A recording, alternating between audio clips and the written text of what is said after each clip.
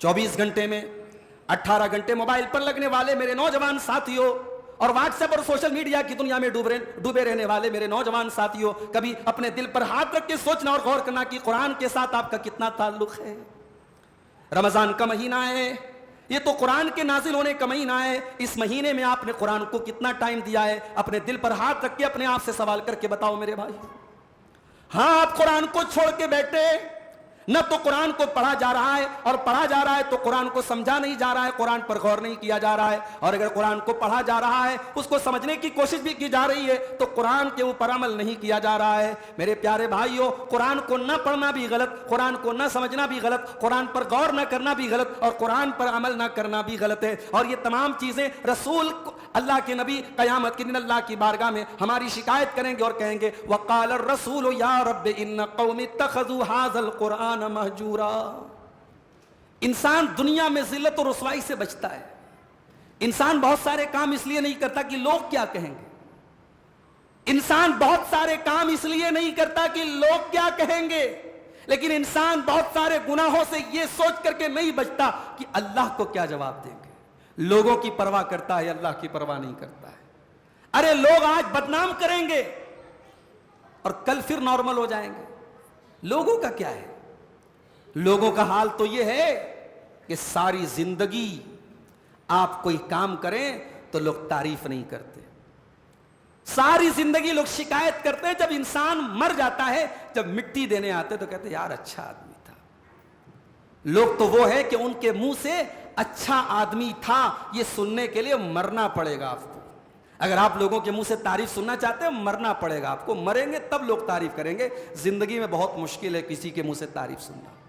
السلام علیکم ورحمۃ اللہ وبرکاتہ۔ الحمد للہ رب العالمین والعاقبۃ للمتقین والصلاة والسلام علی سید الانبیاء والمرسلین وعلی آلہ وصحبہ اجمعین، اما بعد۔ محترم حضرات، قرآن حکیم کے 19ویں پارے کی کچھ آیتوں کی تفسیر آج ہم دیکھیں گے۔ 19ویں پارے کے شروعات میں اللہ تبارک و تعالیٰ نے ان لوگوں کا ذکر کیا ہے جو قیامت کو نہیں مانتے، اور ان کے کچھ مطالبات کو اللہ نے ذکر کیا ہے۔ فرمایا اعوذ باللہ من الشیطان الرجیم وقال الذین لا یرجون لقاءنا لولا انزل علینا الملائکہ۔ وہ لوگ جو ہم سے ملنے کی امید نہیں رکھتے، جو قیامت کے اوپر ایمان نہیں رکھتے، ان کا کہنا ہے لولا انزل علینا الملائکہ، کہ اے محمد صلی اللہ علیہ وسلم اگر آپ اللہ کے سچے رسول ہیں اور آپ کے پاس فرشتہ آتا ہے تو ہمارے پاس کیوں نہیں آتا؟ لولا انزل علینا الملائکۃ او نرى ربنا، ہمارے پاس فرشتہ کیوں نہیں آتا، یا ہم اپنے رب کا دیدار کیوں نہیں کرتے؟ لقد استکبروا فی انفسہم وعتوا عتوا کبیرا۔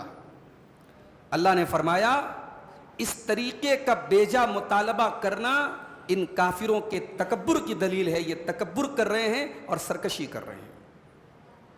اچھا، دنیا میں ان کی یہ ڈیمانڈ ہے کہ ہم اللہ کو دیکھیں، فرشتوں کو دیکھیں، اور جب موت کا ٹائم آئے گا اور جب اوریجنلی یہ فرشتوں کو دیکھیں گے تب ان کا ریئیکشن کیا ہوگا؟ اللہ نے فرمایا یوم یرون الملائکۃ لا بشری یومئذ، جس دن یہ فرشتوں کو دیکھ لیں گے اس دن ان کے لیے کوئی خوشخبری نہ ہوگی۔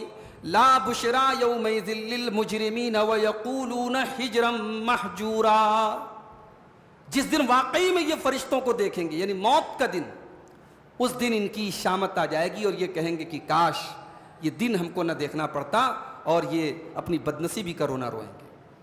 اس کے بعد اللہ نے فرمایا وَقَدِمْنَا إِلَى مَا عَمِلُوا مِنْ عَمَلٍ فَجَعَلْنَاهُ هَبَاءً مَنْثُورًا، اور ان کافروں نے جو بھی عمل کیا ہوگا ان کے عمل کو ہم ہباء منثورا بنا دیں گے، ہم اڑی ہوئی دھول بنا دیں گے، ڈسٹ بنا دیں گے۔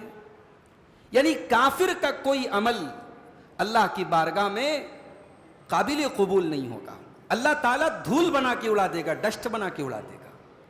اس لیے یہ بات نوٹ کر لیجئے میرے بھائی کہ اگر عمل کو قبول کروانا ہے اللہ کی بارگاہ میں تو پہلی کنڈیشن یہ ہے کہ ایمان ہونا.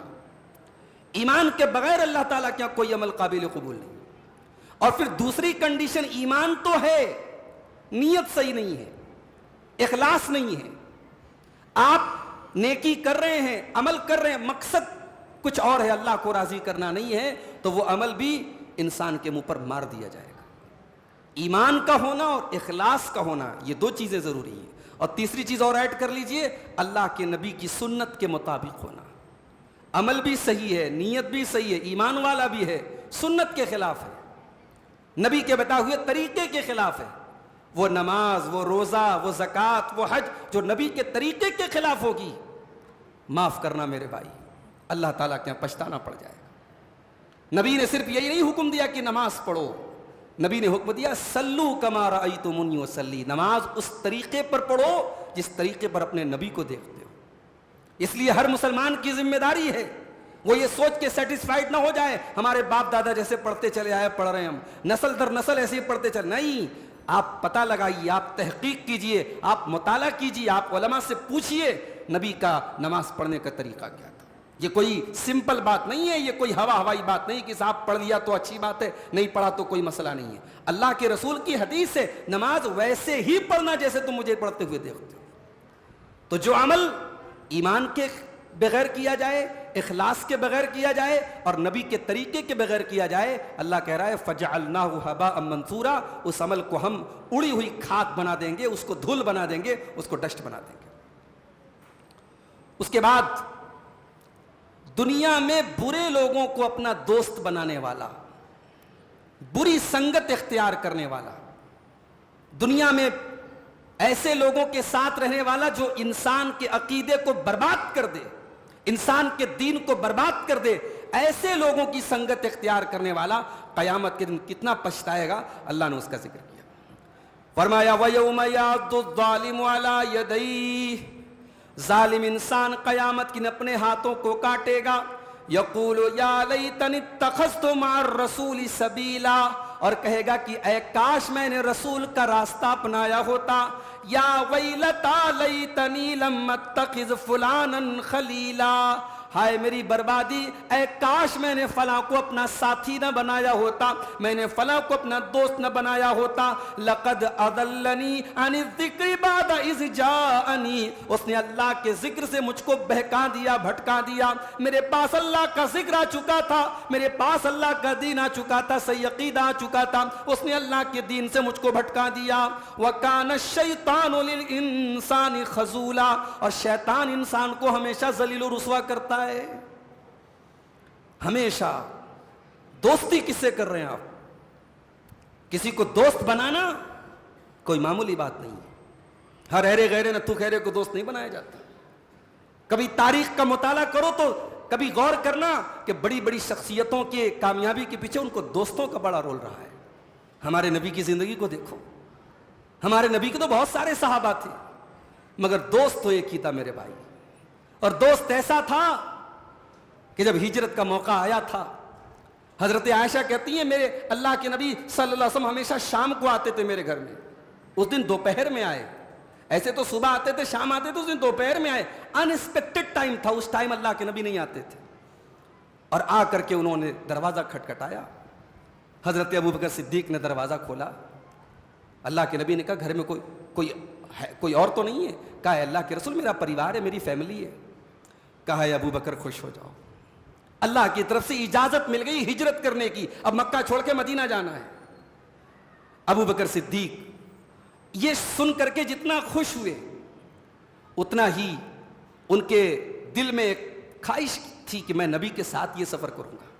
کہا ہے اللہ کے نبی مجھے ساتھ میں جانا ہے نا, آپ کی صحبت ملے گی نا؟ کہا ہے ابوبکر تم میرے ساتھ چلو گے. اما عائشہ کہتی پہلی بار میں نے اپنے باپ کو خوشی سے روتے ہوئے دیکھا تھا. اتنا سننا تھا کہ اللہ کے نبی کے ساتھ یہ سفر مجھے کرنا ہے.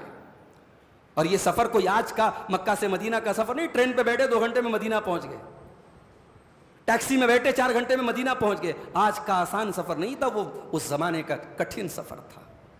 اور اس سفر کی داستان جب میرے بھائیوں پڑھو تو آنکھوں میں آنسو آ جاتے ہیں کہ اس یار غار نے کیسا نبی کا ساتھ دیا تھا. تو دوست ہو تو ابو بکر کے جیسا ہو. دوست اس کو بناؤ میرے بھائی جو آپ کے لیے جان دے سکتا ہو. دوست اس کو بناؤ جو آپ کی دنیا اور آخرت کو کامیاب کرے. اس کو دوست مت بناؤ جو دنیا اور آخرت برباد کر دے. اپنے نوجوانوں سے کہنا چاہتا ہوں, سگریٹ سے نفرت کرتے ہو تو سگریٹ پینے والوں سے دوستی مت کرو. اگر نشے سے نفرت کرتے ہو تو نشے والوں کے ساتھ دوستی مت کرو. اللہ کے رسول کی حدیث ہے, المرء علی دین خلیلہ, انسان اپنے دوست کے دین پر ہوتا ہے. جیسا انسان کے دوست کا دین ہوتا ہے ویسا انسان کا دین ہو جاتا ہے. انسان کے دین کو کے اوپر ایفیکٹ پڑتا ہے اس کے دوستوں کا. کبھی غور کیجئے گا, آپ نماز پڑھتے ہیں لیکن بے نمازیوں کے ساتھ جب آپ اٹھیں گے بیٹھیں گے تو نماز کی جو اہمیت دل میں ہونی چاہیے وہ نہیں ہوگی. آپ ہزار نشہ نہ کریں لیکن نشہ کرنے والوں کے ساتھ جب دوستی کریں گے تو نشے کو لے کر کے جو ایک سختی دل میں ہونی چاہیے وہ نہیں رہے گی. تو دوستوں کا بڑا اثر ہوتا ہے. قیامت کے دن برے لوگوں کو دوست بنانے والا پچھتائے گا. اس کے بعد اللہ کے رسول کا ایک شکوہ بیان کیا اللہ نے. قیامت کے دن اللہ کے رسول ایک شکوہ کریں گے. وقال الرسول یا رب ان قوم اتخذوا هذا القرآن مہجورا. قیامت کے دن اللہ کے رسول کہیں گے کہ اے میرے پروردگار, ان قوم اتخذوا هذا القرآن مہجورا, میری اس قوم نے قرآن کو چھوڑ دیا تھا, قرآن کو اس نے چھوڑ دیا تھا. اے اللہ یہی میرا شکوہ ہے, میں تیری بارگاہ میں اپنی قوم کا شکوہ کر رہا ہوں, میری قوم نے قرآن کو چھوڑ دیا تھا. 24 گھنٹے میں 18 گھنٹے موبائل پر لگنے والے میرے نوجوان ساتھیوں اور واٹس ایپ اور سوشل میڈیا کی دنیا میں ڈوبے رہنے والے میرے نوجوان ساتھیوں, کبھی اپنے دل پر ہاتھ رکھ کے سوچنا اور غور کرنا کہ قرآن کے ساتھ آپ کا کتنا تعلق ہے. رمضان کا مہینہ ہے, یہ تو قرآن کے نازل ہونے کا مہینہ ہے. اس مہینے میں آپ نے قرآن کو کتنا ٹائم دیا ہے؟ اپنے دل پر ہاتھ رکھ کے اپنے آپ سے سوال کر کے بتاؤ میرے بھائی. ہاں آپ قرآن کو چھوڑ کے بیٹھے, نہ تو قرآن کو پڑھا جا رہا ہے, اور پڑھا جا رہا ہے تو قرآن کو سمجھا نہیں جا رہا ہے, قرآن پر غور نہیں کیا جا رہا ہے. اور اگر قرآن کو پڑھا جا رہا ہے, اس کو سمجھنے کی کوشش بھی کی جا رہی ہے, تو قرآن کے اوپر عمل نہیں کیا جا رہا ہے. میرے پیارے بھائیوں, قرآن کو نہ پڑھنا بھی غلط, قرآن کو نہ سمجھنا بھی غلط, قرآن پر غور نہ کرنا بھی غلط, اور قرآن پر عمل نہ کرنا بھی غلط ہے. اور یہ تمام چیزیں رسول اللہ کے نبی قیامت کے دن اللہ کی بارگاہ میں ہماری شکایت کریں گے اور کہیں گے وقال الرسول یا رب ان قوم اتخذوا هذا القرآن مہجورا. دنیا جہان کی کتابوں میں لوگ لگے ہیں, دنیا بھر کے لٹریچر بانٹے جا رہے ہیں, فلاں بزرگوں کی کرامت بیان ہو رہی ہے, فلاں پیر صاحب کا واقعہ بیان ہو رہا ہے, گھنٹوں بیٹھ کر کے عصر بعد مغرب بعد عشاء بعد درس ہو رہا ہے, قرآن کا درس نہیں ہو رہا ہے. معاف کرنا میرے بھائی, اگر دین بزرگوں کی کرامتوں اور قصوں اور کہانیوں کا نام ہے تو آپ نے دین کو سمجھا ہی نہیں ہے. دین رب کے قرآن کا نام ہے اور دین مصطفیٰ کے فرمان کا نام ہے. اور قیامت کے دن ہمیں پچھتانا پڑے گا اگر ہماری زندگیوں میں قرآن نہیں ہے میرے بھائی. آج تو قرآن پڑھنے والوں کو ہم بڑی حقارت کی نظر سے دیکھتے ہیں. قرآن پڑھانے والا حافظ ہماری نظر میں کتنی ویلو رکھتا ہے, بچوں کو قرآن پڑھانے والا استاذ ہماری نظر میں کتنی ویلو رکھتا ہے.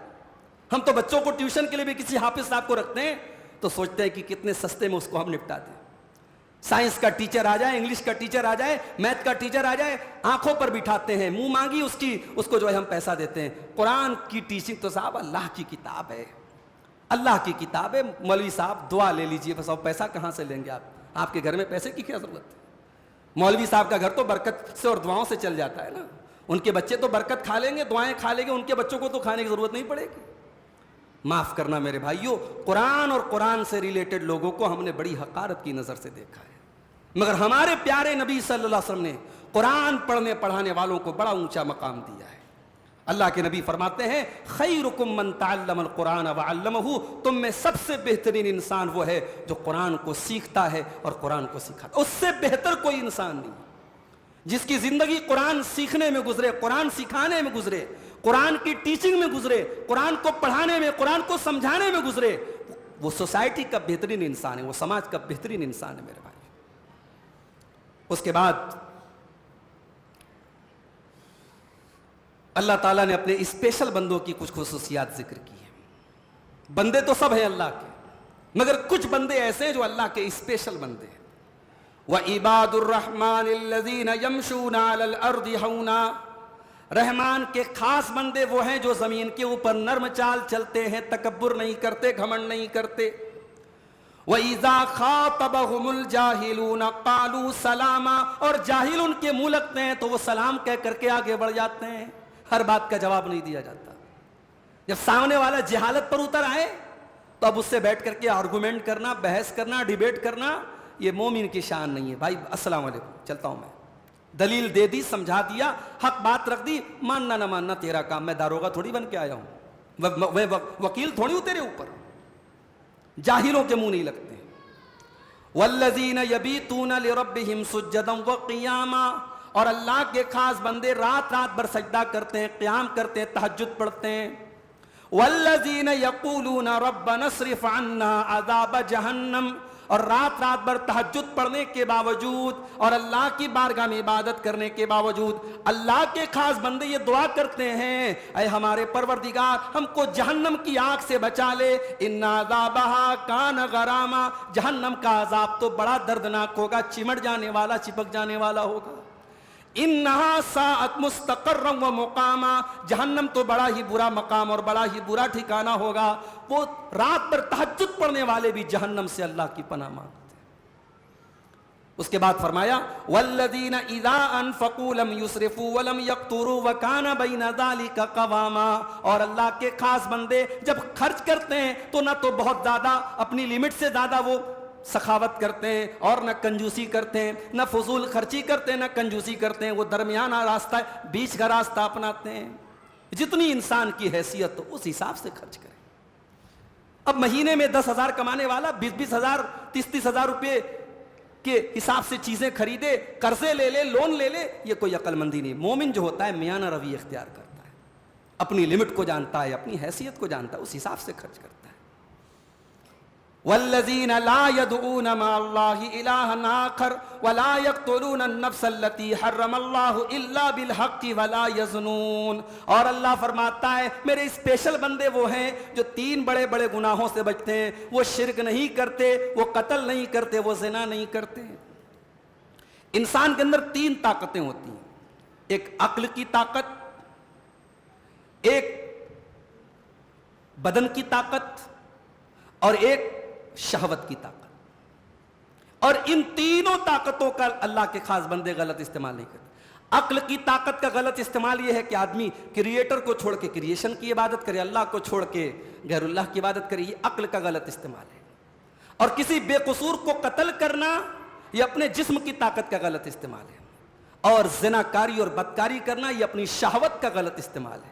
اللہ کے خاص بندے اپنی تینوں طاقتوں کا صحیح یوز کرتے ہیں. وہ عقل کا بھی غلط استعمال نہیں کرتے, طاقت کا بھی غلط استعمال نہیں کرتے, شہوت کا بھی غلط استعمال نہیں کرتے. اور یہی 3 بڑے بڑے گناہ ہیں اسلام کی نظر میں. اللہ کے رسول سے پوچھا گیا ہے اللہ کے نبی سب سے بڑا گناہ کیا ہے؟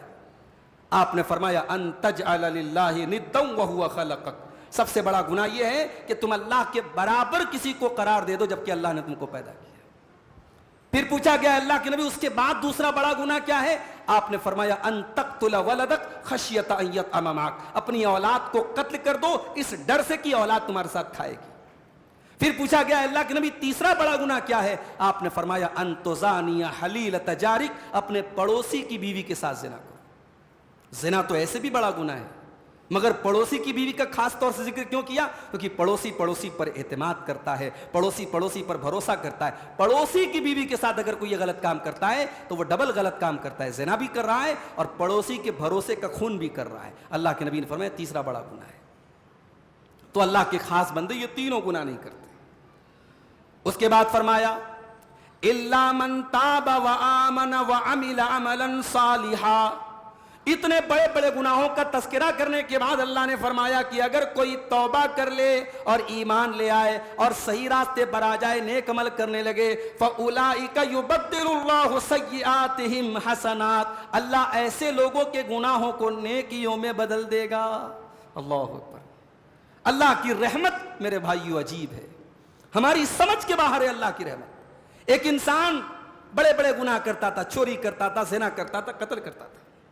اب اگر وہ سچی توبہ کر لے تو اللہ صرف یہی نہیں کرا معاف کر دیں گے, اللہ کہہ رہا اب تک اس نے جتنے گناہ کیے تھے ہم نیکیوں میں بدل دیں گے. یہ ہے اللہ کی رحمت. یعنی اللہ تبارک و تعالیٰ چاہتا ہے کہ ہم توبہ کریں, ہماری توبہ کرنے سے وہ خوش ہوتا ہے اور ہمارے گناہوں کو نیکیوں میں بدل دیتا ہے. اس کے بعد فرمایا والذین لا یشہدون الزور, اور میرے خاص بندے کسی جھوٹی چیز میں, کسی حرام چیز میں شامل نہیں ہوتے. کوئی ناچ گانا چل رہا ہے, کوئی فنکشن چل رہا ہے حرام چیز کا, اللہ کے خاص بندے ایسی جگہوں پہ نہیں جاتے. جس جگہ کے بارے میں پتہ لگ جائے کہ وہاں شراب پی جا رہی ہے, وہاں زنا ہو رہا ہے, وہاں ناچ گانا, اور نہیں جاتے وہاں. کسی ایسی شادی میں نہیں جاتے, کسی ایسے فنکشن میں نہیں جاتے جہاں حرام کام ہو رہا ہو. لا یشہدون الزور, وہ حرام مجلسوں میں نہیں جاتے. وَإِذَا مَرُّوا بِاللَّغْوِ مَرُّوا كِرَامًا, اور اگر کسی لغو چیز کے پاس سے, کسی بیکار چیز کے پاس سے ان کا گزر ہوتا ہے تو شرافت کے ساتھ گزر جاتے ہیں. والذین اذا ذکروا بآیات ربہم لم یخروا علیہا صما وعمیانا, اور اللہ فرما رہا ہے میرے خاص بندے وہ ہیں جب رحمان کی آیتیں ان کے اوپر پڑھی جاتی ہیں, جب اللہ کی آیتیں ان کے اوپر پڑھی جاتی ہے, وہ اندھے اور بہرے بن کر کے گر نہیں جاتے ہیں بلکہ قرآن کے اوپر غور کرتے ہیں. جب قرآن کو سنتے ہیں تو قرآن کے معنی اور مطلب کے اوپر بھی غور کرتے ہیں. ہمارے یہاں کیا ہو رہا ہے, ایک ایک رات میں پورا قرآن پڑھا جا رہا ہے, شبینہ ہو رہا ہے. آپ کیا ہوتا ہے کہ نہیں شبینہ؟ کہیں شبینہ ہوتا ہے صاحب, شعبان کی 15 تاریخ کو لوگ پورا قرآن ایک رات میں سن رہے ہیں. اب وہ بیچارہ جو حافظ ہے وہ پڑھ رہا ہے یعلمون تعلمون یعلمون تعلمون, راجدھانی کی اسپیڈ سے پڑھ رہا ہے. یہ قرآن کے ساتھ مذاق نہیں ہے میرے بھائی. یہ قرآن کوئی طوطا مینا کی کہانی کی کتاب نہیں, ہدایت کی کتاب ہے, تدبر کی کتاب ہے, غور کرنے کی کتاب ہے میرے بھائی. بعض لوگ نماز میں بھی ماشاءاللہ اتنی اسپیڈ میں قرآن پڑھتے ہیں کہ بس پیچھے والے کو بس اتنا سمجھ میں رہا کہ ہاں یہاں پہ آیت ختم ہو رہی ہے. ابھی ایک ویڈیو میرے پاس آیا تھا تراویح کی نماز کا, گھڑی کی سیکنڈ کی سوئی بھی اتنی تیز نہیں ہلتی ہے جتنی تیز رکوع سجدہ اور ہو رہا تھا. کب سورہ فاتحہ شروع ہوئی, کب سورہ اخلاص شروع ہوئی, کب رکوع ہوا, کب کھڑے ہوئے, کب سجدے میں گئے, کتنی جلدی. بھائی یہ کیا ہے صاحب, یہ قرآن کا مذاق نہیں ہے. اللہ کہہ رہا ہے میرے خاص بندے قرآن کو اندھے اور بہرے بن کر کے نہیں سنتے, غور سے سنتے ہیں. قرآن تو وہ کتاب ہے جو دلوں کو بدل دے میرے بھائی. ابھی آج آپ نے جمعہ کے خطبے میں سنا, ڈاکو نے قرآن سنا تو سب سے بڑا نیک انسان بن گیا. قرآن تو دلوں کو بدلنے والی کتاب ہے. قرآن کو ہم نے چومنے چاٹنے کی کتاب بنا. لوگ سوال کرتے ہیں مولوی صاحب قرآن الماری پر سے گر گیا, مولوی صاحب کیا اس کا کفارہ کیا دینا؟ ارے تو نے نظروں سے قرآن کو گرایا, تو نے دل سے قرآن کو گرایا, اس کا کفارہ کبھی پوچھا تو نے؟ کبھی تو اپنے دل سے پوچھو کہ سال کے 360 دنوں میں تم نے قرآن کو کتنی بار اٹھا کے اس کو پڑھا ہے, اس کو سمجھا ہے. تم مسئلہ پوچھ رہے ہو کہ الماری سے گر گیا تو کفارہ کیا دینا ہے؟ طاقوں میں سجایا جاتا ہوں, آنکھوں سے لگایا جاتا ہوں, پڑھ پڑھ کے سنایا جاتا ہوں, مجلس میں سنایا جاتا ہوں. قرآن کا شکوہ ہے میرے بھائی, ایک پوری نظم ہے ماہر القادری کی, کبھی موقع ملے تو سن لیجئے گا کہ قرآن کے ساتھ سارا کام ہو رہا ہے لیکن جو اصل کام ہے قرآن ہدایت کی کتاب ہے وہ کام نہیں ہو رہا ہے.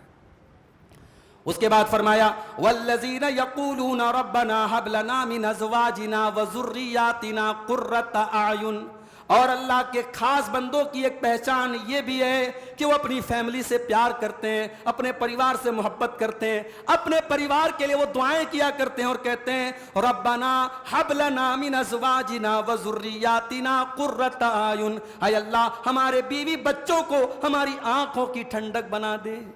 بیوی کب بنے گی آنکھوں کی ٹھنڈک؟ جب بے پردہ ہو کے آپ کے ساتھ باہر نکلے گی.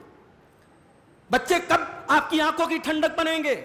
جب بچے شریعت کے خلاف کام کریں گے. نہیں, ایک مومن کے بیوی بچے اس کی آنکھوں کی ٹھنڈک کب بنتے ہیں؟ جب دیندار بنتے ہیں. جب ایک مومن رات میں سوتا ہے اور فجر کے ٹائم اس کی نیند نہیں کھلتی اور اس کی بیوی اس کو پکڑ کے اٹھاتی ہے, وہ بیوی اس مومن کی آنکھوں کی ٹھنڈک بنتی ہے میرے بھائی. ایک مومن اپنے کسی دوست کو گھر میں لاتا ہے اور اس کی بیوی دوست کے سامنے نہیں آتی ہے اور وہ بیوی کہتی ہے کہ نہیں آپ کا دوست میرے لیے غیر محرم ہے, میں اس کے سامنے بے پردہ نہیں آؤں گی, وہ بیوی اپنے شوہر کی آنکھوں کی ٹھنڈک بنتی ہے میرے بھائی. اللہ کے بندے دعا کرتے ہیں ربنا ہب لنا من ازواجنا وذریاتنا قرۃ اعین, اے ہمارے پروردگار ہمارے بیوی بچوں کو ہماری آنکھوں کی ٹھنڈک بنا دے, وجعلنا للمتقین اماما, اور ہمیں متقیوں کا امام بنا دے. اس کے بعد سورہ شعراء شروع ہوتی ہے اور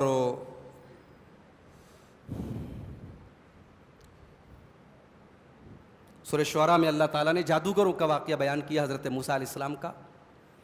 جادوگر جب آئے اور حضرت موسیٰ علیہ السلام نے جب اپنا معجزہ دکھایا اللہ کے حکم سے، اپنے عصا کو زمین پر مارا انہوں نے، اور ان کا عصا جو ہے وہ بڑا اژدہا بن گیا اور ان کے سارے سانپوں کو نگل گیا. تو جادوگر سمجھ گئے کہ یہ جو چیز ہے یہ جادو نہیں ہے، it is not a magic, یہ جادو نہیں ہے. وہ جادو کے فن کے ماہر تھے. تو قرآن کہتا ہے فَأُلْقِيَ السَّحَرَةُ سَاجِدِينَ، سارے کے سارے جادوگر سجدے میں گر پڑے. قَالُوا آمَنَّا بِرَبِّ الْعَالَمِينَ، کہنے لگے ہم رب العالمین کے اوپر ایمان لاتے ہیں، رب موسیٰ و ہارون، ہم موسیٰ اور ہارون کے رب کے اوپر ایمان لاتے ہیں. قَالَ آمَنْتُمْ لَهُ قَبْلَ أَنْ آذَنَ لَكُمْ، فرعون کہنے لگا کہ تم موسیٰ کے اوپر ایمان لے آئے جبکہ ابھی میں نے تم کو اس کی اجازت نہیں دی تھی. انہو لکبیرکم الذی علمکم السحر، اس کا مطلب یہ ہوا کہ موسیٰ تمہارا گرو ہے، تم نے جادو اس سے سیکھا ہے، تم نے اس کو اپنا گرو بنایا ہے، اور یہاں آ کر کے تم یہ شو کر رہے ہو کہ تم اس سے الگ ہو. انہو لکبیرکم الذی علمکم السحر، اس کا مطلب کہ تم نے موسیٰ سے جادو سیکھا ہے. فلسوف تعلمون لأقطعن ایدیکم وارجلکم من خلاف، ان قریب تم کو تمہارا انجام پتا چل جائے گا، میں تمہارے ہاتھ کٹوا ڈالوں گا، تمہارے پیر کٹوا ڈالوں گا. وَلَأُصَلِّبَنَّكُمْ أَجْمَعِينَ، اور تم سب کو سولی پہ چڑھا دوں گا. کتنی سخت سزا دینے کی بات کر رہا ہے. کہہ رہا ہے ہاتھ کٹوا دوں گا، پیر کٹوا دوں گا، وہ بھی مخالف سن سے. اگر بایاں ہاتھ کٹواؤں گا تو داہنا پیر کٹواؤں گا، اگر داہنا ہاتھ کٹواؤں گا تو بایاں مخالف سن سے ہاتھ پیر کٹواؤں گا اور سولی پہ چڑھا دوں گا. اب جادوگر کیا جواب دیتے ہیں؟ یہ وہی جادوگر ہیں جو تھوڑی دیر پہلے فرعون سے دنیا کے چند ٹکوں کی بھیک مانگ رہے تھے. فرعون سے طے کر رہے تھے فرعون ہم نے موسیٰ کو شکست دے دی تو کیا ملے گا ہمیں. ایمان انسان کے دل کو کیسے بدل دیتا ہے میرے بھائی. یہی جادوگر ابھی تھوڑی دیر پہلے دنیا کے چند سکوں کے خواہش مند تھے، اب دنیا ان کی نظر میں کتنی حقیر بن گئی جب فرعون اتنی بڑی دھمکی دیتا ہے، جان سے مارنے کی اور ہاتھ پیر کاٹنے کی دھمکی دیتا ہے. تو جادوگر کیا کہتے ہیں؟ قالوا لا ضیر انا الى ربنا منقلبون. اے فرعون لا ضیر، ہمیں کوئی پرواہ نہیں ہے، تو مار دے، کاٹ دے، سولی پہ چڑھا، لا ضیر، وی ڈونٹ کیئر، ہمیں کوئی پرواہ نہیں، لا ضیر، ہمیں کوئی پرواہ نہیں. انا الی ربنا منقلبون، جانا تو ہمیں اپنے رب کے پاس ہے، جانا تو ہمیں اپنے رب کے پاس ہے، چاہے ہم نیچرل موت مر کے جائیں، چاہے تیرے ہاتھوں شہید ہو کر کے جائیں، جانا تو ہمیں اپنے رب کے پاس ہے. انا نطمع ان یغفر لنا ربنا، ہمیں اپنے رب سے لالچ اس بات کا ہے، امید اس بات کی ہے کہ ہمارا رب ہمیں بخش دے خطایانا. ہم نے اب تک بہت گناہ کیے ہیں، بہت ہم نے غلطیاں کہ ہم تو جادوگر لوگ تھے، جادو دکھایا کرتے تھے، ہم نے بہت اللہ کے بندوں کو گمراہ کیا ہے. آج اللہ نے ایمان کی دولت بخشی ہے. اے فرعون اتنی بڑی نعمت سے ہم ہاتھ دھو نہیں سکتے، تو جان سے ہمیں مار دے، ہم تو یہی چاہتے ہیں ہمارا رب ہمارے سارے گناہوں کو معاف کر دے. ان کننا اول المومنین، اور ہمیں آج اس بات پر فخر ہے کہ ہم سب سے پہلے ایمان لانے والے، موسیٰ علیہ السلام پر سب سے پہلے ایمان لانے والے ہمیں. یہ ہوتا ہے ایمان. ایمان اس طریقے سے انسان کے دل کو چینج کر دیتا ہے میرے بھائی. اس کے بعد موسیٰ علیہ السلام کا واقعہ اللہ نے بیان کیا. موسیٰ علیہ السلام جا رہے ہیں اور بنی اسرائیل کو ساتھ میں لے کے جا رہے ہیں، اور فرعون بھی پیچھا کر رہا ہے. فرعون بھی اپنا لاؤ لشکر لے کر کے چل رہا ہے. اب سامنے پانی آ جاتا ہے، دریا آ جاتا ہے. اب فرعون پیچھے پیچھے ہے اور آگے دریا ہے. حضرت موسیٰ علیہ السلام کے ساتھی پریشان ہو جاتے ہیں. فلما ترا الجمان، جب دونوں جماعتوں نے ایک دوسرے کو دیکھا، قال اصحاب موسیٰ انا لمدرکون، تو موسیٰ علیہ السلام کے ساتھیوں نے کہا کہ اے موسیٰ اب تو ہم پکڑ لیے جائیں گے، اب تو ہم گرفتار ہو جائیں گے، اب ہمیں کون بچائے گا؟ حضرت موسیٰ علیہ السلام نے بڑے اطمینان سے جواب دیا، قال کلا ان معی ربی سیہدین، کہا کہ اے لوگو ایسا ہرگز نہیں ہو سکتا، بے شک میرا رب میرے ساتھ ہے، وہ ضرور کوئی نہ کوئی راستہ نکالے گا. ان معی ربی، میرا رب میرے ساتھ ہے. یہ زندگی کا فارمولہ بنا لو میرے بھائی، اس کو اپنی زندگی کا سلوگن بنا لو. زندگی میں مشکل سے مشکل حالات آئے، اس جملے کو یاد رکھو، ان معی ربی، میرا رب میرے ساتھ ہے. اس نے ماں کے پیٹ میں جب دنیا کی نظروں میں جب ڈاکٹر کو بھی دیکھنے کے لیے الٹرا ساؤنڈ لگانا پڑتا تھا، دنیا کی کوئی روشنی نہیں تھی، اس نے ماں کے پیٹ میں بھی ہمارے دل کی دھڑکنوں کو چلایا، ہماری سانسوں کو چلایا۔ اب تو ہم دنیا میں ہیں، اب تو ہم روشنی میں ہیں، وہ اللہ ہمیں کبھی بیکار نہیں چھوڑے گا۔ اگر اس رب کی ربوبیت پر بھروسہ ہے تو ان معی ربی، وہ رب ہمیں کبھی برباد نہیں کرے گا۔ موسیٰ علیہ السلام نے بڑے اطمینان سے جواب دیا، ان معی ربی، میرا رب میرے ساتھ ہے، وہ ضرور کوئی نہ کوئی راستہ نکالے گا۔ ادھر موسیٰ علیہ السلام کے منہ سے یہ جملہ نکلا، اللہ فرماتا ہے فَأَوْحَيْنَا إِلَى مُوسَىٰ أَنِ اضْرِب بِّعَصَاكَ الْبَحْرَ، ہم نے حکم دیا کہ اے موسیٰ تم اپنی لاٹھی کو پانی کے اوپر مارو۔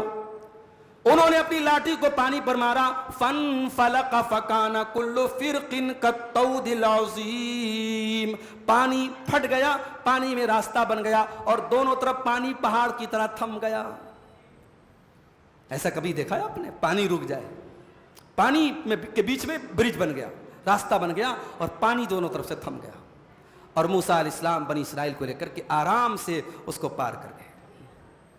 اس لیے کسی نے بڑا پیارا جملہ کہا ہے کہ جب اللہ تعالیٰ ساتھ ہو نا تو لن نار تحرق ولا البحر یغرق، تو نہ سمندر انسان کو ڈوباتا ہے نہ آگ جلاتی ہے۔ جب اللہ ساتھ ہو، اللہ ساتھ تھا تو آگ نے ابراہیم کو نہیں جلایا، اور اللہ ساتھ تھا تو موسیٰ علیہ السلام اور ان کے ساتھیوں کو جس پانی میں فرعون ڈوب گیا اسی پانی میں سیف نکل کر کے حضرت موسیٰ چلے گئے۔ تو جب اللہ ساتھ ہو تو نہ سمندر ڈباتا ہے نہ آگ جلاتی ہے۔ اللہ اکبر۔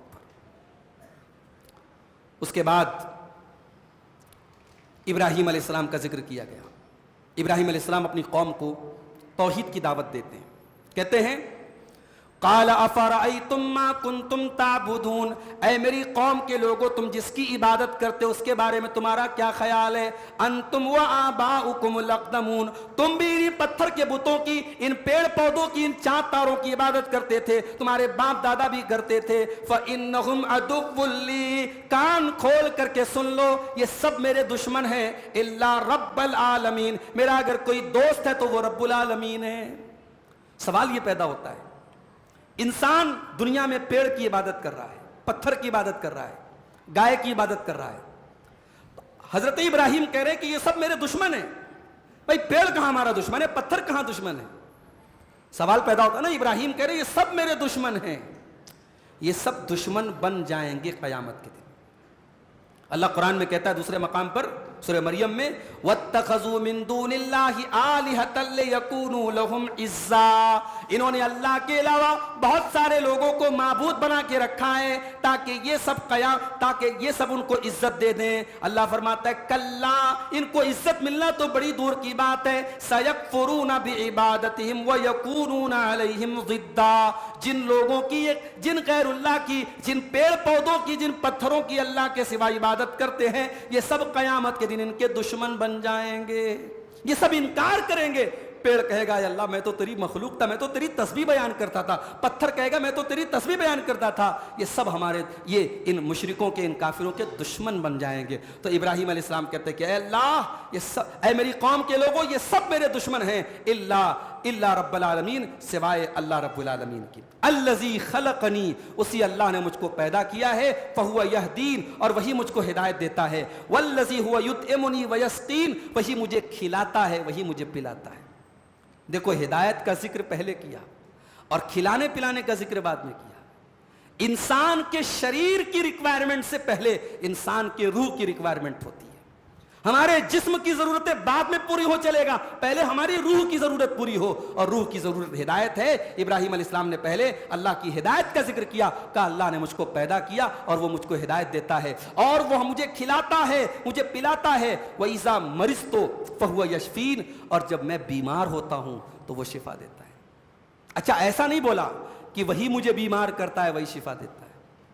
جب اللہ کے بارے میں کوئی لفظ بولو تو بہت سوچ سمجھ کے بولو، یہ ادب کا تقاضا ہے۔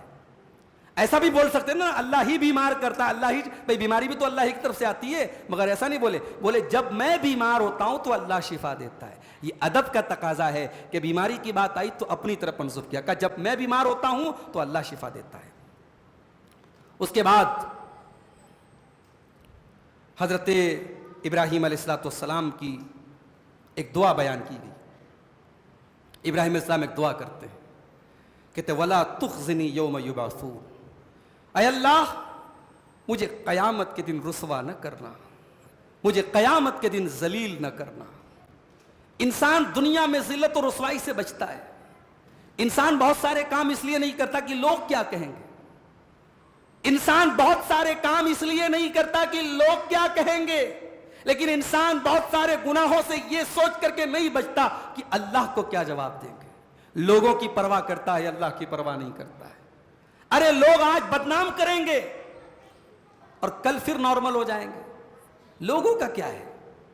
لوگوں کا حال تو یہ ہے کہ ساری زندگی آپ کوئی کام کریں تو لوگ تعریف نہیں کرتے، ساری زندگی لوگ شکایت کرتے ہیں، جب انسان مر جاتا ہے، جب مٹی دینے آتے تو کہتے یار اچھا آدمی تھا۔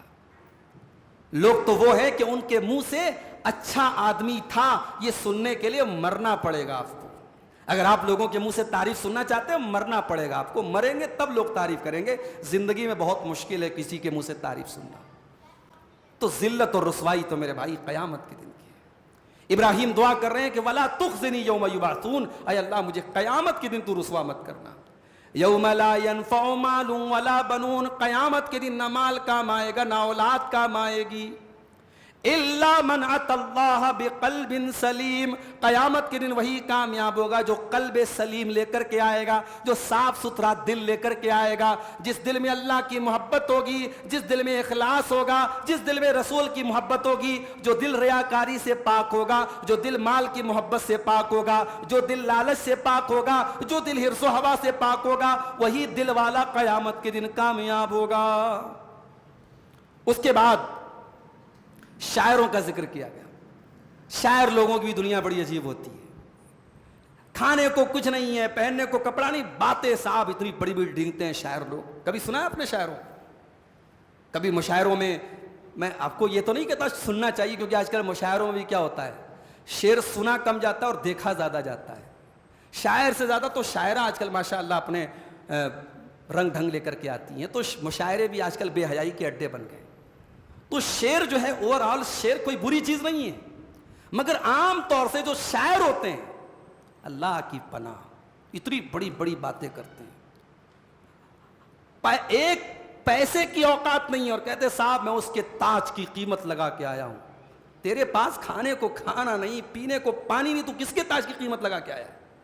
تو شاعروں کی ریئلٹی اللہ نے بیان کی سورہ شعراء کے آخر میں، فرمایا وَالشُّعَرَاءُ يَتَّبِعُهُمُ الْغَاوُونَ، شاعروں کے پیچھے تو گمراہ لوگ چلتے ہیں، شاعروں کو تو وہی لوگ فالو کرتے ہیں جو گمراہ لوگ ہوتے ہیں۔ أَلَمْ تَرَ أَنَّهُمْ فِي كُلِّ وَادٍ يَهِيمُونَ، کیا تم نہیں دیکھتے کہ شاعر لوگ ہر وادی میں بھٹکتے رہتے ہیں؟ شاعروں کی کوئی ایک دنیا نہیں ہوتی، کبھی یہاں کبھی وہاں، کبھی آسمان کی کبھی زمین کی، کبھی پورب کی کبھی پچھم کی، ہر وادی میں وہ بھٹکتے رہتے ہیں۔ وَأَنَّهُمْ يَقُولُونَ مَا لَا يَفْعَلُونَ، اور شاعر لوگ وہ بات کہتے ہیں جو کرتے نہیں ہیں۔ اب یہاں سوال پیدا ہوا کہ اگر شاعری اتنی بری چیز ہے تو نبی کی شان میں بھی شاعری پڑھی جاتی ہے، نعت پڑھی جاتی ہے۔ اللہ کے نبی کے صحابہ میں حسان بن ثابت بہترین شاعر تھے، عبداللہ بن رواحہ بہترین شاعر تھے، حضرت عائشہ کو کتنے اشعار یاد تھے۔ تو کیا شاعری اتنی بری چیز ہے؟ اللہ کہہ رہا ہے شاعر لوگ ایسے ہوتے ویسے ہوتے؟ اللہ نے کہا سب ایسے نہیں ہوتے ہیں، الا الذین آمنوا وعملوا الصالحات، ان شاعروں کو اللہ تعالیٰ نے الگ کر دیا جو ایمان والے ہوں، نیک عمل کرنے والے ہوں، وذکروا اللہ کثیرا، اور اللہ کا کثرت سے ذکر کرنے والے ہوں، وانتصروا من بعد ما ظلموا، اور ظلم ان کے اوپر ہوا ہے تو وہ انتقام کے طور پر اسلام کے ڈیفنس میں اور رسول کے ڈیفنس میں شاعری کرتے ہیں۔ اللہ نے کہا ان کو چھوڑ دو، تو باقی شاعر لوگ جو ہوتے ہیں وہ بہت بڑی بڑی باتیں کرتے ہیں۔ اس کے بعد سلیمان علیہ السلام کا واقعہ بیان کیا گیا۔ سلیمان علیہ السلام جا رہے ہیں اپنے لشکر کے ساتھ، ان کو اللہ تعالیٰ نے جانوروں کی بولی بھی سکھائی تھی، جانوروں کی بولی بھی وہ سن لیتے تھے، سمجھ لیتے تھے۔ اب یہ جا رہے ہیں اپنے لشکر کے ساتھ، تو ایک جگہ چیونٹیوں کی وادی تھی، چیونٹیوں کا بل تھا، چیونٹیوں کے رہنے کی جگہ تھی۔ اب وہاں سے ان کا لشکر گزرا تو چیونٹیوں کی جو رانی تھی اس نے دیکھا کہ سلیمان اور اس کا لشکر آ رہا ہے، کہیں ایسا نہ ہو کہ ان کے پیروں کے نیچے میری قوم کی یہ چیونٹیاں رونت دی جائیں۔ تو جو قوم کا لیڈر ہوتا ہے نا، بہترین لیڈر کی پہچان یہ ہوتی ہے کہ وہ اپنی قوم کی فکر کرے. آج کل تو ہمارے لیڈر ماشاءاللہ ایسے قوم کی فکر بعد میں کرتے, پہلے اپنی فکر پہلے کرتے ہیں. اپنا بینک بیلنس بھرا ہونا, اپنی بلڈنگیں ہائی فائی ہونا, اپنا کاروبار لمبا چوڑا. آج کل کیا ہے, سیاست کے نام پر کیا ہوتا ہے, قوم کے نام پر سب سے زیادہ لوٹنے والے یہی ہوتے ہیں جو قوم کی ہمدردی کی بات کرتے ہیں. چیوٹی کو دیکھو, چیوٹی اپنی قوم کی کتنی, اس قوم کی لیڈر ہے وہ, تو اپنی قوم کی کتنی مہربان ہے. اللہ فرماتا ہے حتی اذا اتوا علی واد النمل, یہاں تک کہ جب حضرت سلیمان کا گزر چیوٹیوں کی وادی کے پاس سے ہوا, قالت نملتن, تو چیوٹیوں کی رانی نے کہا, یا ایھا النمل ادخلوا مساکنکم, اے چیوٹیوں جلدی سے اپنے اپنے بل میں داخل ہو جاؤ. لا یحطمنکم سلیمان وجنودہ, کہیں ایسا نہ ہو کہ سلیمان اور اس کا لشکر تم کو روند ڈالے, اس کے پیروں کے نیچے تم چلی آؤ. وہم لا یشعرون, اور ان کو پتہ بھی نہ چلے. دیکھو کئی سبق مل رہے اس واقعے سے. چیوٹی اگر چاہتی تو جلدی سے اپنے بل میں چلی جاتی, قوم جائے بھاڑ میں, اس کو کوئی فرق نہ پڑتا, مگر وہ لیڈر تھی, اور سچا لیڈر وہ ہوتا ہے جو اپنی قوم کی فکر کرے. چیوٹی نے سکھایا کہ قوم کے لیڈر ہو تو قوم کی فکر کرو, اپنی ذات کی فکر کرے, اور اپنے لیے بنائے تو کیا بنائے, قوم کے لیے تم نے کیا کیا یہ بتاؤ. کہا کہ اے چیوٹیوں جلدی سے بل میں چلی جاؤ. اس کے بعد آپ دیکھیے سلیمان اتنے بڑے پیغمبر, اتنے بڑے بادشاہ, سلیمان علیہ السلام کا نام لے رہی ہے کہ سلیمان اور اس کا لشکر. اور سلیمان علیہ السلام یہ سن کر کے غصہ نہیں ہو رہے ہیں. یہاں تو چھوٹے موٹے لوگ ہوتے ہیں, ان کا اگر لقب نہ لے لو, حاجی صاحب کو حاجی نہ بولو تو ناراض ہو جائے. بھائی صاحب, ایک آدمی حج کر کے آیا, بنیا کا ادھار بہت تھا, بنیا بیچارہ پریشان تھا, بار بار مانگتا تھا, ہاں یہ دیتا نہیں تھا. اب یہ حج کر کے آیا, اگلے دن بنیا کی دکان پہ پہنچا. بنیا نے سوچا کہ لگ رہا ہے کہ ابھی حج کر کے آیا ہے, اس کو تھوڑا اللہ کا ڈر پیدا ہوا ہے, میرا قرضہ چکانے آیا ہے. آیا بنیا کے پاس, بولا بھائی نکال, ڈائری نکال, تو کہاں لکھا ہے میرا حساب نکال ذرا. بنیا جلدی سے کاپی نکالا. اچھا ہاں یہ ہے, یہ آپ کا نام لکھا ہے. کہ کیا نام لکھا ہے؟ بولے اب یہ سلیمان لکھا ہے. کہ لکھ دے حاجی سلیمان, حاجی محمد سلیمان, حاجی بڑھا لو. تو یہ حاجی بڑھانے کے لیے ڈائری نکلوایا, حساب ابھی بھی چکتا نہیں کیا اس نے. تو بعض لوگ تو ایسے ہوتے ہیں صاحب کہ ان کے نام کے ساتھ حاجی نہ لگاؤ تو وہ ناراض. یہاں حضرت سلیمان اتنے بڑے پیغمبر ہیں, اور چیوٹی نام لے رہی ہے, ہز ہائینس نہیں بول رہی ہے, بادشاہ سلامت نہیں بول رہی ہے, یور کنگشپ نہیں بول رہی ہے, ڈائریکٹ نام بول رہی ہے, سلیمان اور اس کا لشکر ہم کو روند نہ دے. اور سلیمان اسلام مسکراتے ہیں. پتہ یہ لگا کہ بڑے لوگ جو ہوتے ہیں وہ القاب اور آداب کی وجہ سے ان کو کوئی فرق نہیں پڑتا ہے, ان کو ان کے القاب اور آداب سے کوئی مطلب نہیں ہوتا ہے. کسی نے لیا نہیں لیا, ان کی عزت میں کوئی کمی نہیں آتی ہے. بڑے لوگوں کی یہ شان ہوتی ہے. اور چیوٹی نے ایک سبق اور دیا, کہا کہ دیکھو سلیمان اور اس کا لشکر اگر ہم کو روندے گا تو جان بوجھ کے نہیں روندے گا. وہم لا یشعرون, اگر وہ روندے گا تو بے خبری میں روندے گا, دیکھ کر کے نہیں رو سکتا ہے. تو جلدی سے اپنے بل میں چلی جاؤ, کہیں ایسا نہ ہو کہ سلیمان اور اس کا لشکر بے خبری میں ہم کو روند دے. پتہ یہ چلا کہ چیوٹی نے سبق یہ دیا کہ اپنے بھائی کے لیے ہمیشہ عذر تلاش کر لیا کرو کہ اگر وہ یہ کام اس نے کیا ہوگا تو کسی مجبوری میں کیا ہوگا. آج ہمارے اندر کمی اس بات کی ہے کہ ہم دوسروں کے لیے معیار الگ رکھتے ہیں, اپنے لیے معیار الگ رکھتے ہیں. اگر کوئی غلط کام ہم سے ہو جائے تو ہمارے پاس 10 ایکسکیوز ہوتے ہیں, اور دوسرے سے وہی سیم کام ہو جائے تو ہم اس کو کوئی ایکسکیوز دینے کے لیے تیار نہیں ہوتے ہیں. چیوٹی نے ایکسکیوز دیا, چیوٹی نے عذر تلاش کیا اور کہا کہ سلیمان اور اس کا لشکر اگر یہ کام کرے گا تو جان بوجھ کے تو نہیں کرے گا, بے خبری میں ایسا کام کر سکتا ہے. اور اسی سے یہ پتہ چلا کہ جب ایک پیغمبر اور اس کے لشکر کے لوگ ایک چیوٹی کو جان بوجھ کر کے نہیں مار سکتے تو آخری پیغمبر کے ماننے والے ٹیررسٹ کیسے ہو سکتے ہیں, آتنکوادی کیسے ہو سکتے ہیں. جو آخری پیغمبر کا کلمہ پڑھے اور آخری پیغمبر کی بات مانے وہ ٹیررسٹ کبھی نہیں ہو سکتا, اور جو ٹیررسٹ ہو اس نبی کا ماننے والا نہیں ہو سکتا. حضرت سلیمان نے جب یہ منظر دیکھا مسکرا پڑے, اور مسکرا کر کے اللہ کی تعریف کی. قال رب اوزعنی ان اشکر نعمتک التی انعمت علی, اے میرے پروردگار میں تیرا شکر ادا کرتا ہوں کہ تو نے اتنی بڑی نعمت سے مجھ کو نوازا. وعلی والدی, اور تو نے میرے ماں باپ کو بھی بہت نوازا. زندگی میں جب کوئی کامیابی ملے تو انسان اپنے ماں باپ کو یاد کرے. میرے بھائی سلیمان دعا کر رہے ہیں, اپنے لیے نہیں اپنے ماں باپ کے لیے بھی دعا کر رہے ہیں, کہہ رہے ہیں اے اللہ میں شکر ادا کرتا ہوں تو نے مجھے بھی بہت نوازا اور میرے ماں باپ کو بھی بہت نوازا. وَأَنْ أَعْمَلَ صَالِحًا تَرْضَاهُ, اے اللہ میں تجھ سے دعا کرتا ہوں مجھے ایسے عمل کی توفیق دے جس سے تو راضی ہوتا ہے. وَأَدْخِلْنِي بِرَحْمَتِكَ فِي عِبَادِكَ الصَّالِحِينَ, اور اے اللہ اپنی رحمت سے اپنے نیک بندوں میں مجھ کو شامل کر دے. اس کے بعد اب آخری واقعہ سنا کر کے بات ہم ختم کرتے ہیں. حضرت سلیمان علیہ السلام پرندوں کے بھی بادشاہ تھے, پرندے بھی ان کے کنٹرول میں تھے. تو ایک دن پرندوں کی حاضری لے رہے تھے, کوا ہے کہ نہیں ہے, گوریا ہے کہ نہیں ہے, چیل ہے کہ نہیں ہے, سب کی حاضری لے رہے تھے. تو سارے پرندے تو ہیں, ہدہد نہیں ہے.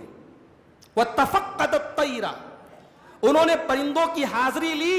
فَقَالَ مَا لِيَ لَا أَرَى الْهُدْهُدْ, تو کہا کہ کیا بات ہے ہدہد نظر نہیں آ رہا ہے. آج انسان کے 4 بچے ہوتے ہیں تو انسان اس پر نظر نہیں رکھتا کہ کون کتنے بجے آ رہا ہے. کوئی 2 بجے رات میں آ رہا ہے, کوئی 3 بجے رات میں آ رہا ہے. لڑکی کالج گئی, چھٹی 2 بجے آ رہی, 4 بجے آ رہی ہے, ماں باپ کو کوئی فکر نہیں ہے. ارے ذمہ دار بنو تو سلیمان کے جیسے ذمہ دار. مینجمنٹ سیکھو سلیمان علیہ السلام سے. اتنی بڑی حکومت ہے, انسانوں پر حکومت ہے, جنات پر حکومت ہے. پرندوں کی حاضری لے رہے ہیں, اٹینڈنس لے رہے ہیں اور کہہ رہے کیا بات ہے ہدہد نظر نہیں آ رہا ہے. یعنی ان کی حکومت میں اگر ایک پرندہ بھی نظر نہ آئے تو سلیمان علیہ السلام اتنے اسٹرکٹ مینیجر ہیں, اتنے یعنی ذمہ دار ہیں کہ وہ نظر رکھتے ہیں کہ حدود کہاں ہے, حدود کیوں نہیں نظر آ رہا ہے. اس کے بعد کہتے ہیں ام کان من الغائبین, کیا بات ہے مجھے ہی نظر نہیں آ رہا ہے یا واقعی میں ایبسنٹ ہے حدود غائب ہے کیا. لَأُعَذِّبَنَّهُ عَذَابًا شَدِيدًا, میں ضرور اس کو سخت سزا دوں گا. جب میں اٹینڈنس لے رہا ہوں تو اس اٹینڈنس میں ہدہد کیوں نہیں ہے, میں اس کو سخت سزا دوں گا. او لَأَذْبَحَنَّهُ, یا میں ذبح کر دوں گا اس کو. او لَيَأْتِيَنِّي بِسُلْطَانٍ مُبِينٍ, یا کوئی وہ روشن دلیل لے کر کے آئے, کوئی واضح دلیل لے کر کے آئے کہ وہ کیوں ایبسنٹ ہیں. فَمَكَثَ غَيْرَ بَعِيدٍ, تھوڑی دیر کے بعد یہ ہدہد نام کا پرندہ یہ آیا. فَقَالَ أَحَطْتُ بِمَا لَمْ تُحِطْ بِهِ وَجِئْتُكَ مِنْ سَبَإٍ بِنَبَإٍ يَقِينٍ. اس کو پتا چل گیا تھا کہ میں اٹینڈنس ہوئی اور میں ایبسنٹ ہوں اور سلیمان علیہ السلام بہت غصے میں ہے.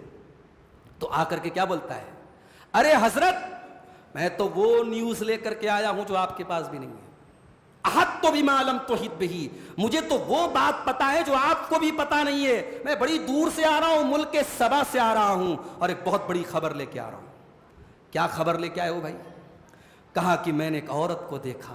انی وجدت امرأۃ تملکہم, میں نے ایک عورت کو دیکھا جو بادشاہت کر رہی ہے ملک کے سبا کے اوپر. وَأُوتِیَتْ مِنْ كُلِّ شَيْءٍ, اور اس کو ہر چیز دی گئی ہے, بہت بڑی اس کی بادشاہت ہے. وَلَهَا عَرْشٌ عَظِيمٌ, اور اس کا بہت بڑا تخت ہے.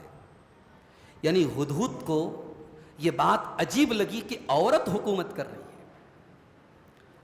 عورت کی حکومت کے بارے میں اللہ کے نبی کی حدیث بھی ہے. آپ کو جب پتہ لگا کہ ایران کے اندر عورت کو بادشاہ بنا دیا گیا تو اللہ کے نبی نے فرمایا کیف یفلح قوم ولوا امرہم امراتن, وہ قوم کیسے کامیاب ہو سکتی ہے جنہوں نے ولوا امرہم امراتن, جنہوں نے اپنے معاملات ایک عورت کو سونپ دیے, ایک عورت کو بادشاہ بنا دیا. میری مائیں بہنیں برا نہ مانے کہ صاحب یہ تو عورت کی برائی ہو رہی ہے, کیا عورت حکومت نہیں کر سکتی؟ بھائی عورت کیا کیا کرے گی بھائی, بچوں کی تربیت کر رہی ہے, اچھی ماں کا حق ادا کر رہی ہے, اچھی بیوی کا حق ادا کر رہی ہے. عورت کو اللہ تعالیٰ نے حکومت کے جھنجھٹوں سے دور رکھا ہے اور تجربہ بتاتا ہے, ایکسپیرینس بتاتا ہے اور تاریخ کا مشاہدہ بتاتا ہے. جب عورت کے ہاتھ میں ملکوں اور اسٹیٹس کی کمانڈ آئی ہے, بہت سارے ایسے فیصلے ہوئے ہیں جس کی وجہ سے پچھتانا پڑا ہے. جذباتی ہوتی ہو نا عورت جذباتی ہوتی ہے. وہ کسی نے کہا نا کہ اگر عورت کو طلاق کا آپشن دے دیا جاتا تو شادی کم ہوتی, طلاق زیادہ ہوتا. ادھر اس کے پسند کی جیولری نہیں آئی, جا طلاق طلاق طلاق, خلاص بات ختم. اگر شوہر بیوی کو طلاق کا آپشن دیا گیا ہوتا تو نکاح کم ہوتا اور طلاق زیادہ ہوتی. یہ لطیفے کی بات ہے لیکن سوچو تو واقعی میں جذباتی ہوتی ہے نا. اچھا جتنی جذباتی ہوتی ہے ماشاءاللہ اتنی جلدی مان بھی جاتی ہیں, یہ بھی اللہ تعالیٰ نے کمال رکھا ہے. جتنا جلدی ناراض ہوتی ہے اتنا جلدی مان بھی جاتی ہیں, منوا بھی لیتی ہیں, یہ کمال ہے ان کے اندر. تو بادشاہت کے جھنجھٹوں سے اللہ تعالیٰ نے دور رکھا ہے. ہدہد کو بڑی حیرت ہوئی, کہا کہ اے حضرت سلیمان, میں نے دیکھا عورت حکومت کر رہی ہے اور بہت بڑا تخت ہے اس کے پاس. اور پھر وہ ہدہد جو تھا وہ موحد تھا, ایک اللہ کو ماننے والا تھا. اس نے کہا کہ اے سلیمان, وجدتها وقومها يسجدون للشمس من دون اللہ، میں نے اس عورت کو دیکھا، اس کی قوم کو دیکھا کہ وہ سورج کے آگے سجدہ کر رہے ہیں اللہ کو چھوڑ کر۔ وزین لهم الشیطان اعمالهم، اور شیطان نے ان کے عمل کو سجا دیا ہے، سنوار دیا ہے۔ فصدهم عن السبیل فهم لا يهتدون، اور شیطان نے ان کو سیدھے راستے سے بھٹکا دیا ہے۔ اے سلیمان، ہونا تو یہ چاہیے تھا اللہ یسجدوا للہ الذی یخرج الخبا فی السماوات والارض، ان کو تو اس اللہ کو سجدہ کرنا چاہیے تھا جو آسمان کی اور زمین کی چھپی ہوئی چیزوں کو باہر نکال لیتا ہے۔ وَيَعْلَمُ مَا تُخْفُونَ وَمَا تُعْلِنُونَ، اور ان تمام باتوں کو جانتا ہے جو ہم کھلم کھلا کرتے ہیں، جو چھپ کر کے کرتے ہیں۔ ہونا تو یہ چاہیے تھا، مگر اے سلیمان اس قوم کی اور اس عورت کی حالت یہ ہے وہ سورج کو سجدہ کرتی ہے۔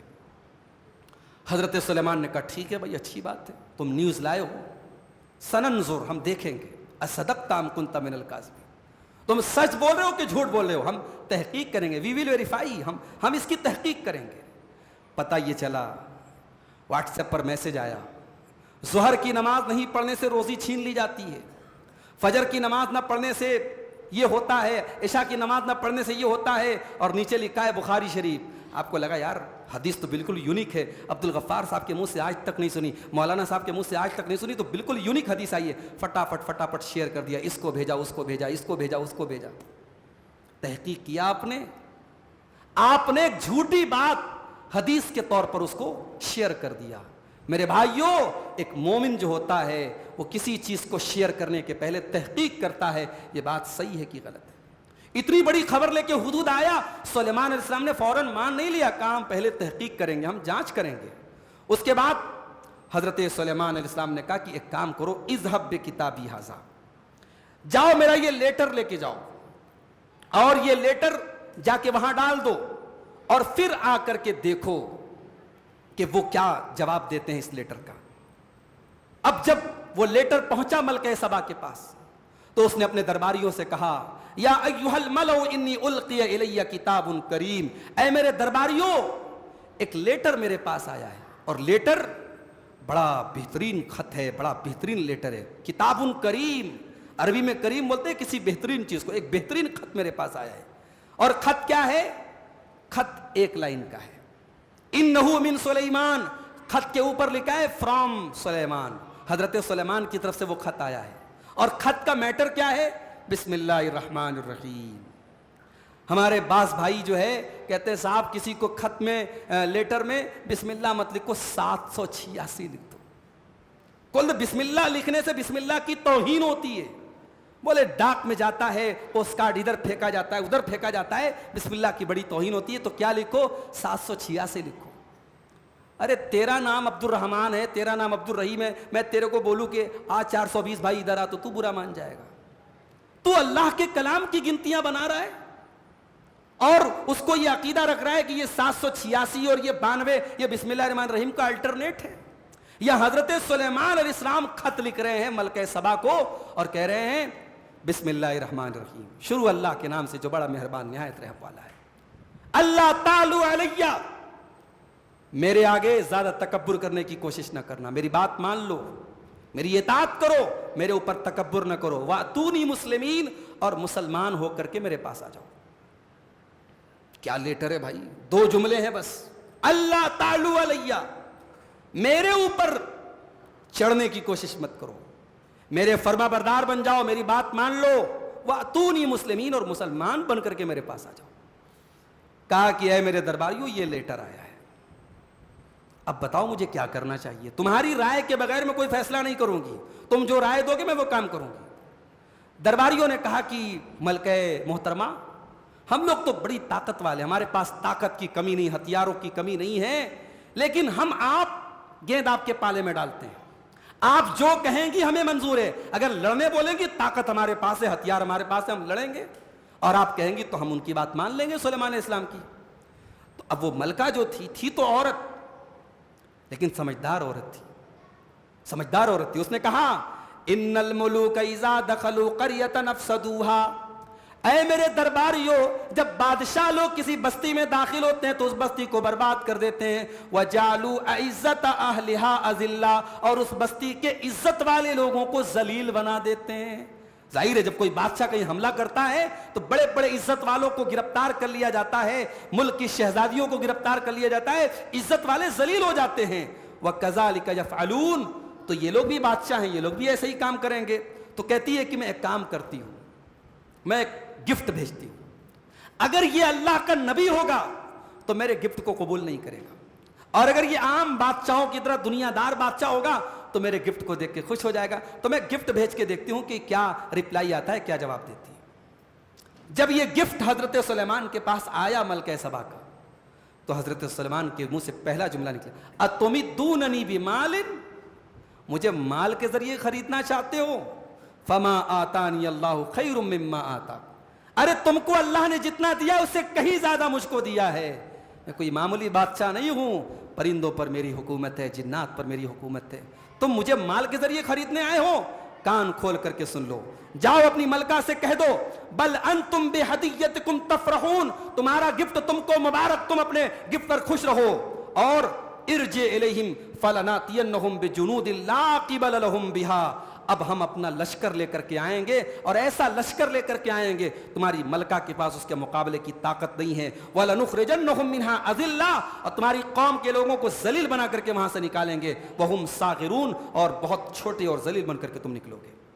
اس کے بعد حضرت سلیمان نے اپنے درباریوں سے کہا، حضرت سلیمان کو بتایا تھا ہدہد نے کہ ملکہ کا تخت بہت بڑا ہے، اور ملکہ کا تخت بہت اندر تھا، محل کے اندر بھی کئی کمرے تھے، اس کمرے میں آخری کمرے میں اس کا تخت رکھا تھا۔ حضرت سلیمان نے اپنے درباریوں سے کہا کہ کیا تم میں سے کوئی ایسا ہے جو ملکہ سبا کا تخت یہاں لا کے رکھ دے؟ تو ایک جن تھا، قال عفریت من الجن، ایک جن تھا، اس نے کہا انا آتیک بہ قبل ان تقوم من مقامک، اے سلیمان آپ کے اپنی جگہ سے اٹھنے کے پہلے میں وہ تخت آپ کے سامنے لا سکتا ہوں، وانی علیہ لقوی امین، میں بہت طاقتور اور ایماندار آدمی ہوں۔ لیکن حضرت سلیمان کے دربار میں ایک آدمی ایسا بھی تھا جس کے پاس علم تھا، اللہ تعالیٰ نے خصوصی علم دیا تھا۔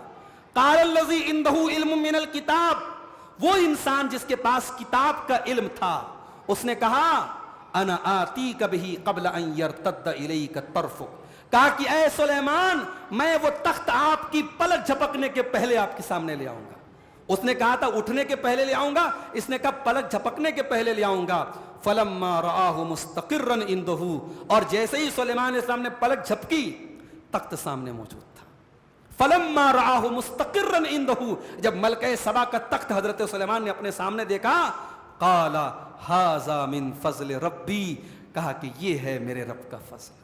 ایسے موقع پر انسان کو کیا ہوتا ہے، جب اس کو پتہ لگتا ہے میں اتنا پاورفل ہوں تو انسان کا سینہ پھول جاتا ہے، انسان کے اندر ایک تکبر کا احساس ہوتا ہے، مگر سلیمان کے اندر تکبر نہیں آیا۔ قال ھذا من فضل ربی، کہا کہ یہ میرے رب کا فضل و کرم ہے، لیبلونی، میرا رب مجھے آزمانا چاہتا ہے، اشکر ام اکفر، کہ میں اللہ کا شکریہ ادا کرتا ہوں یا میں اللہ کی ناشکری کرتا ہوں۔ ومن شکر فانما یشکر لنفسہ، اور جو شکریہ ادا کرتا ہے وہ اپنے لیے کرتا ہے، اور جو ناشکری کرتا ہے تو میرا رب بہت بے نیاز اور کریم ہے۔ اس کے بعد حضرت سلیمان نے کہا نکروا لہا عرشہا، اس کے تخت کو چینج کر دو، اس کے ڈیزائن کو بدل دو، اس میں چینجنگ کر دو۔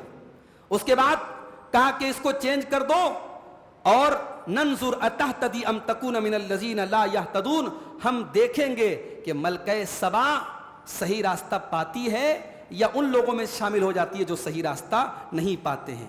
اس کے بعد ملکہ سبا آتی ہے، ملکہ سبا حضرت سلیمان کے پاس آتی ہے، اور جب وہ ان کے پاس آتی ہے تو وہ تخت جو اس کا اپنا تخت ہے وہ لایا جاتا ہے، لیکن اس کا ڈیزائن چینج کر دیا گیا ہے، تو اسے کہا جاتا ہے اہٰذا عرشک، کیا یہ تیرا تخت ہے؟ قالت کأنہ ہوا، کہتی ہے لگ رہا ہے کہ میرا ہی ہے۔ وَأُوتِينَا الْعِلْمَ مِن قَبْلِهَا وَكُنَّا مُسْلِمِينَ، اور کہتی ہے کہ ہمیں اس کے پہلے ہی علم دے دیا گیا اور ہم اسلام لے آتے ہیں۔